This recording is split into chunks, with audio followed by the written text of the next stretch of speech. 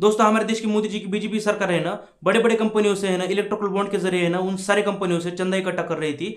और ये जो चंदा है ना हजारों करोड़ में ले रही थी मोदी सरकार। और एक तरीका था इलेक्ट्रिकल बॉन्ड के जरिए है ना इस पैसे को लेने का, जैसे कि बड़ी बड़ी कंपनी को है ना चलाने के लिए लाइसेंस चाहिए होता है, कुछ कंपनी को है ना कुछ जमीन भी लीज पर चाहिए होती है जो कि गवर्नमेंट की जमीन होती है, और कुछ कंपनी को है ना टेंडर भी चाहिए होते हैं। तो फिर ये जो सरकारें थी या फिर जो भी कुछ अन्य राज्यों के अंदर सरकारें थी, इन सरकारों को है ना ये जो बड़ी बड़ी कंपनियां है ना इस इलेक्ट्रिकल बॉन्ड के अंदर है ना पैसा भर के हजारों करोड़ रुपए दे रही थी, और बदले में है ना लाइसेंस टेंडर या फिर है ना जमीन है ना लीज के ऊपर ले रही थी। और दोस्तों इस इलेक्ट्रिकल बॉन्ड के अंदर है ना ऐसी भी कुछ कंपनियां थी जो कि है ना मोदी सरकार और जो कि अन्य राज्यों के अंदर जो सरकारें है अलग अलग पार्टियों की, उन सारी सरकारों को है ना खुश करने के लिए ऐसे ही पैसे दे रही थी। वो कंपनियां खुद घाटे में है, कुछ कंपनियों के है ना इनकम लगभग 1-2 करोड़ है, लेकिन वो जो कंपनियां है ना घाटे में होकर 1-2 करोड़ रुपए इनकम होकर भी है ना हजारों करोड़ रुपए दे रही थी गवर्नमेंट को, यानी कि मोदी जी की सरकार को और अन्य दूसरी सरकारों को भी। तो फिर दोस्तों इस वीडियो के अंदर है ना हम एकदम आसान तरीके से समझते हैं कि इलेक्ट्रिकल बॉन्ड क्या होता है, ये कैसा काम करता है, और वो कौन था जिसने है ना इस इलेक्ट्रिकल बॉन्ड के अगेंस्ट में मोदी जी के खिलाफ केस कर दी कोर्ट के अंदर, और ये केस है ना फाइनली वो सुप्रीम कोर्ट के अंदर जीत भी गया। और दोस्तों आप सोचिए इस व्यक्ति के ऊपर है ना कितना प्रेशर बनाया गया होगा मोदी जी की तरफ से कि ये केस को है ना वापस ले वो व्यक्ति, लेकिन फिर भी वो डटा रहा और उसने सुप्रीम कोर्ट के अंदर केस जीत लिया। तो कौन था मैं आपको आगे चल के बता दूंगा। और दोस्तों सबसे इंपॉर्टेंट बात है ना, ये जो एसबीआई बैंक है ना, इस एसबीआई बैंक के अंदर है ना और भी कुछ लिस्ट है जो कि है ना इलेक्ट्रिकल बॉन्ड के अंदर जो उनके पास नाम है, वो जो नाम है ना वो एसबीआई बैंक है ना पब्लिश नहीं कर रही। वो क्यों नहीं पब्लिश कर रही है और इससे क्या नुकसान हो सकता है मोदी जी का, यानी कि बीजेपी गवर्नमेंट का और इस बैंक का।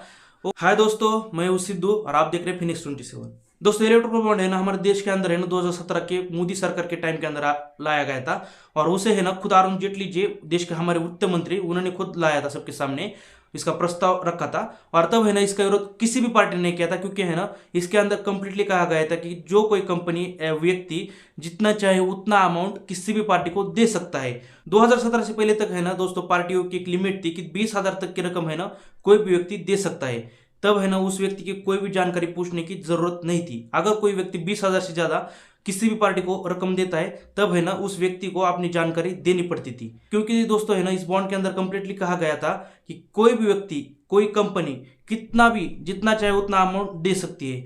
वो भी अपनी जानकारी दिए बिना, यानी कि कोई जानकारी देने की जरूरत नहीं, आप चुपके से जितना चाहे उतना अमाउंट दे सकती है किसी भी पार्टी को किसी भी जगह से। तो फिर है ना इसका विरोध किसी ने नहीं किया, क्योंकि दोस्तों सभी पार्टी को है ना पैसा चाहिए था अपना इलेक्शन लड़ने के लिए और इलेक्शन के अंदर जीतने के लिए। तो फिर नॉर्मली है ना इसका विरोध किसी ने नहीं किया। लेकिन दोस्तों जैसे ही इलेक्ट्रिकल बॉन्ड लागू हो जाता है ना तो फिर इसका सबसे ज्यादा फायदा है ना खुद बीजेपी को हुआ, क्योंकि लगभग बीजेपी को है ना 50% से ज्यादा, अकेले बीजेपी को ही 50% से ज्यादा पैसा मिलता है इलेक्ट्रिकल बॉन्ड के जरिए, और बीजेपी 2019 का इलेक्शन बम्पर जीत से जीत जाती है। अब देखिए दोस्तों ये जो पैसा इकट्ठा करा जा रहा था ना, कैसे कैसे इकट्ठा करा जा रहा था आपको मैं थोड़ा सा शॉर्ट में बता देता हूँ। देखिए हर कोई आदमी है ना, चाहे छोटा आदमी हो या बड़ा आदमी हो, वो अपना पैसा है ना जो कुछ भी इनकम है वो छुपाना चाहता है सरकार से। तो फिर है ना वैसी कंपनियां है ना, छोटी कंपनी हो बड़ी कंपनी हो,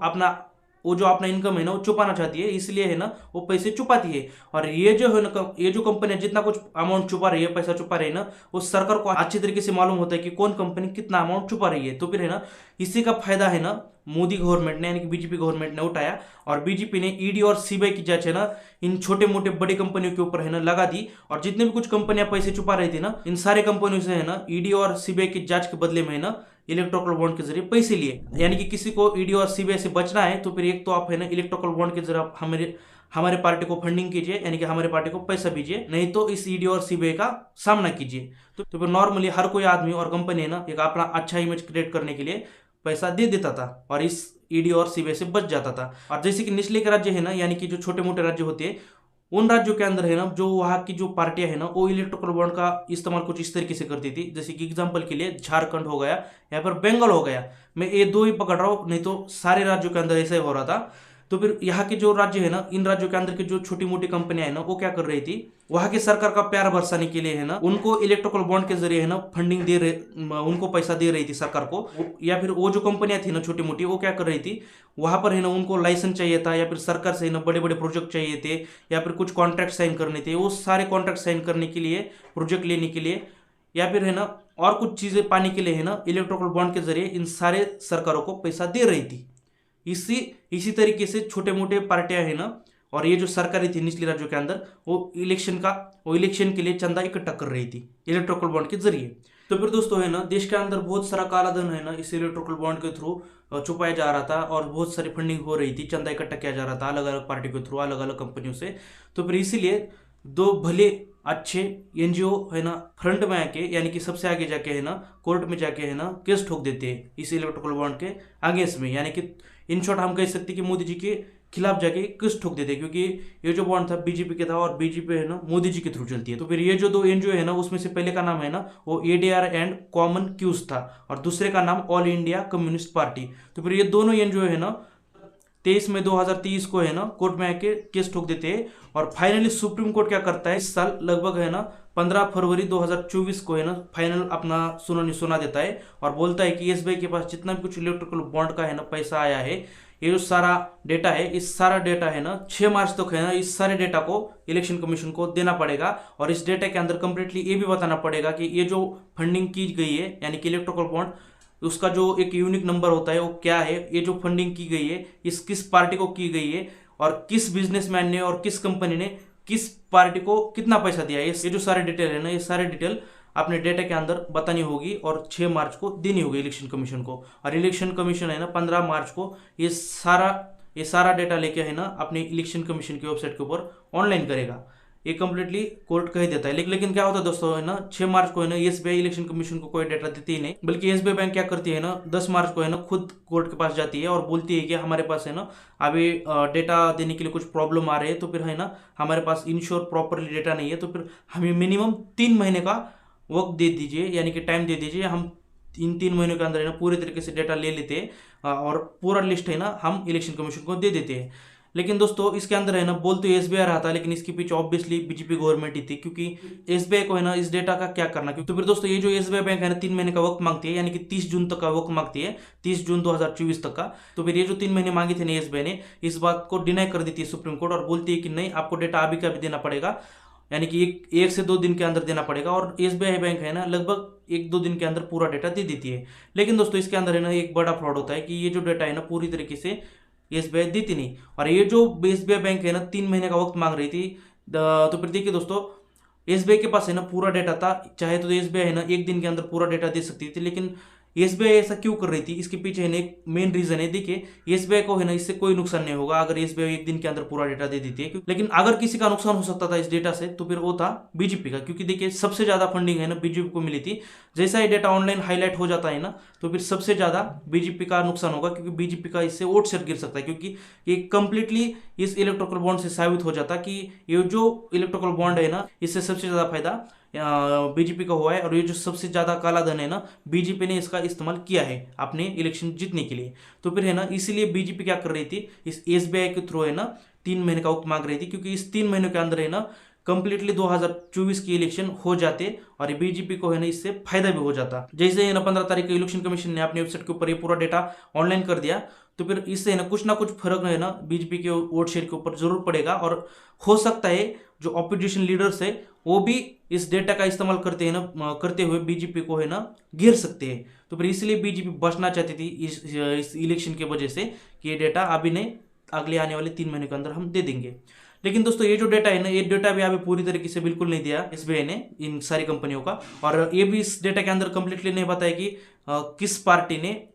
कितना पैसा लिया है इन कंपनियों से। और देखिए दोस्तों एसबीआई जो है कुछ डेटा छुपाने की कोशिश कर रहा है, ऐसा मुझे कंप्लीटली लगता है, क्योंकि देखिए एसबीआई ने कहा था कि हमने 2019 से लेके 2024 फरवरी तक का पूरा डेटा दिया है और हमारी तरफ से पूरा डेटा है, जो कि कोर्ट ने कहा था कि पूरा डेटा दे दीजिए। और सुप्रीम कोर्ट ने यह भी कहा था कि वो जो इलेक्ट्रिकल बॉन्ड खरीदे गए हैं जो कुछ कंपनी ने उसका यूनिक नंबर होता है वो भी नंबर दे दीजिए, और वो जो पैसा है वो जो इलेक्ट्रिकल बॉन्ड का पैसा है वो उस कंपनी ने किस पार्टी को दिया ये भी जानकारी दे दीजिए, जो कि एसबीआई ने है ना तो वो इलेक्ट्रिकल बॉन्ड का नंबर दिया यूनिक नंबर, और ना तो है ना ये भी बताया कि ये जो फंडिंग की गई है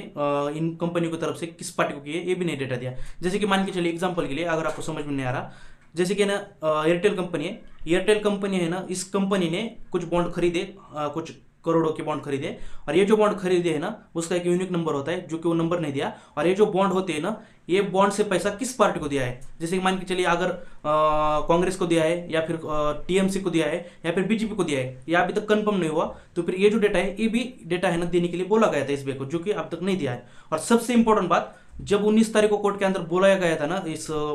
एसबीआई को, तो फिर एसबीआई को ये भी पूछा गया कि क्यों नहीं दिया गया, तो फिर एसबीआई ने बोला कि माफ कीजिए हमसे रह गया, यानी कि हम आने वाले टाइम के अंदर दे देंगे ये भी जानकारी। और ये जो जानकारी है ना वो एसबीआई छुपाने की कोशिश कर रहा है, आप पता नहीं क्यों। देखिए एसबीआई का इससे कोई भी नुकसान नहीं होगा, लेकिन अगर नुकसान किसी का होगा तो बीजेपी का हो सकता है, क्योंकि ये जो पूरा बॉन्डिंग का स्कैम है ना वो पूरी तरीके से बीजेपी ने क्रिएट किया था, और इसीलिए मे भी हो सकता है कि बीजेपी के कहने पर एसबीआई छुपाने की कोशिश कर रहा है। और देखिए अगर ये सच में छुपाने की कोशिश कर रहा है ना एसबीआई, तो फिर ये जो पूरा बॉन्डिंग का स्कैम हुआ था ना, जो कुछ इलेक्ट्रिकल बॉन्ड का स्कैम था, वो है ना अनऑफिशियली हुआ था। आई मीन इसका पूरा डेटा ओनली किसी के पास है तो वो है एसबीआई के पास, इसके अलावा किसी के पास उसका डेटा नहीं है। जो लेनदार है जैसे कि ना बीजेपी ने लिया है, इन दोनों के पास है। अगर मान के चलिए ये डेटा ये अपनी इंट से उड़ा देते हैं तो फिर है ना ये डेटा आपको कहीं पर भी नहीं मिलेगा। जैसे कि मान के चलिए अगर सुप्रीम कोर्ट ने कह दिया कि हम इसके ऊपर जांच करेंगे, तो जांच क्या करेंगे, अगर ये डेटा अगर ऑफिशियली एसबीआई ने उड़ा दिया तो फिर क्या कर सकता है सुप्रीम कोर्ट, वो खुद तो जाके नहीं देख सकता ना। अगर मान के चलिए इसने है ना ईडी और सीबीआई लगा भी दी, जो कि खुद मोदी जी के कंट्रोल में आता है, तो फिर ये ईडी और सीबीआई तो कुछ भी नहीं कर सकते ना, जो कि खुद मोदी जी इसको ऑपरेट करते हैं, तो फिर है ना जांच भी नहीं हो सकती इसके ऊपर। और ये डेटा अगर उड़ा भी देता है ना एसबीआई बीजेपी के कहने पर, तो फिर इसके अंदर भी कोई कुछ नहीं कर सकता, क्योंकि ये डेटा वैसे भी अनऑफिशियल तरीके से एसबीआई के पास है। अगर बीजेपी चाहे तो ये डेटा बाहर आ सकता है, अगर नहीं चाहे तो बीजेपी की तरफ से आई मीन एसबीआई की तरफ से डेटा पूरी तरीके से बाहर नहीं आ सकता। और देखिए दोस्तों, एक जो मैं एविडेंस की बात कर रहा था ना, अब देखिए 2017 से लेकर 2019 मार्च तक है ना कुछ डेटा छुपाने की बात कर रहा था मैं, वो जो है ना देखिए 2019 से अप्रैल से लेकर 2019 अप्रैल से लेकर 2024 फरवरी तक है ना लगभग 22,217 बॉन्ड खरीदे गए हैं, यानी कि हर साल लगभग 4,000 से ज्यादा बॉन्ड। तो फिर 2017 से लेकर 2019 तक आप कैसे मान सकते हैं कि एक भी बॉन्ड नहीं खरीदा गया, जो कि गलत डेटा है। क्योंकि देखिए 2019 के इलेक्शन के अंदर बहुत सारा पैसा का इस्तेमाल किया गया था, जो कि है ना ये बॉन्ड के जरिए आया होगा। तो फिर मेरा मानना है कि ये जो बॉन्ड का हिसाब है ना, हिसाब किताब छुपाने की कोशिश कर रही है एसबीआई, और ये बीजेपी गवर्नमेंट के थ्रू, मोदी जी की सरकार के थ्रू हो रहा है छुपाने की कोशिश। तो फिर ऐसा मेरा मानना है। देखिए दोस्तों, ये जो 2019 से लेकर 2024 तक के बॉन्ड है ना, यानी कि 22,217 बॉन्ड, उसमें से लगभग है ना 22,030 बॉन्ड का पैसा है ना रिडीम कर लिया है, यानी कि इन सारे पार्टियों ने ना 22,030 बॉन्ड का पैसा बाहर निकाला है बैंक से। इसका मतलब है ना ये पैसा अब उनके पास है, और ये जो अमाउंट है वो लगभग है ना 12,770 करोड़ रुपए है। ये काफी बड़ा अमाउंट है, और उसमें से लगभग 50% के आसपास अमाउंट है ना अकेले बीजेपी के पास है, एग्जैक्टली नंबर 48%। यानी कि इस मार्केट के अंदर है ना बॉन्ड का सबसे बड़ा प्लेयर है ना अकेला बीजेपी है, यानी कि बीजेपी 50% का प्लेयर है, और बाकी सारे बचे है ना 50% के आसपास है। उसमें से 12% के ऊपर आता है टीएमसी। देखिए 48% कहां पर होता है और 12% कहां पर होता है, तो फिर 12% का अमाउंट है ना लगभग टीएमसी के पास है, और वो एग्जैक्टली अमाउंट है 1609 करोड़ रुपए। उसके बाद आता है कांग्रेस के पास है ना लगभग 11% अमाउंट है, 11% का एग्जैक्टली प्राइस होता है 1421 करोड़ रुपए। फिर बीआरएस के पास है 1214 करोड़ रुपए। फिर उसके बाद आता है आम आदमी पार्टी के पास है ना लगभग 66 करोड़ है। फिर डीएमके पार्टी आती है, डीएमके के पास है ना लगभग 640 करोड़ है। फिर अन्ना की डीएमके आती है, अन्ना की डीएमके के पास है ना लगभग 6 करोड़ है। और फिर आती है बीजेडी यानी कि बिज्जू जनता दल, उसके पास है ना लगभग 775 करोड़ के आसपास है। तो फिर है ना ऐसे बहुत सारे पार्टियां हैं उनके पास, जैसे कि आप लिस्ट देख रहे हैं, लगभग है ना इतने सारे पार्टियों के पास पैसा है, हर किसी का नाम बोलना पॉसिबल नहीं है। और इन सारे पार्टियों को है ना लगभग हजारों से ज्यादा कंपनियों ने फंडिंग दी है। अब देखिए दोस्तों, हर किसी कंपनी का नाम बताना तो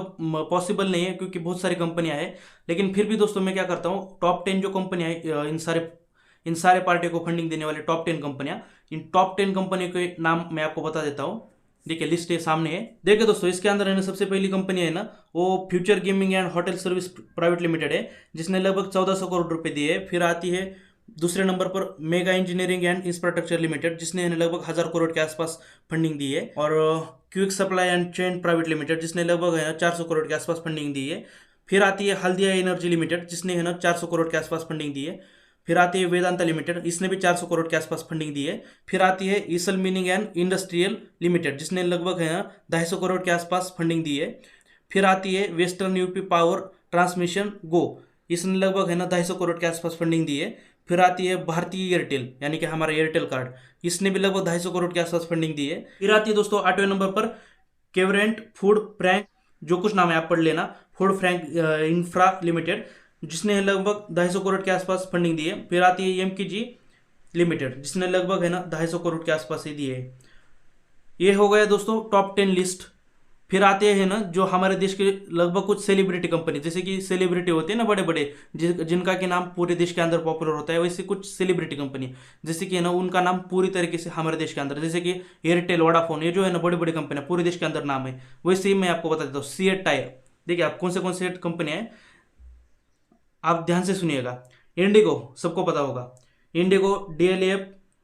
फिर आता है अपोलो टायर्स, फिर आता है पीवीआर ग्रुप जिसके अंदर हम पिक्चर मूवी देखने जाते हैं, फिर आता है सुला वाइन्स, फिर आता है सन फार्मा, फिर आता है वर्धमान स्ट्रक्चर्स, फिर आता है जिंदल ग्रुप, फिर आता है फिलिप्स, फिर आता है सीएट टायर, फिर आता है आईटीसी ग्रुप है, फिर आता है सिप्ला कंपनी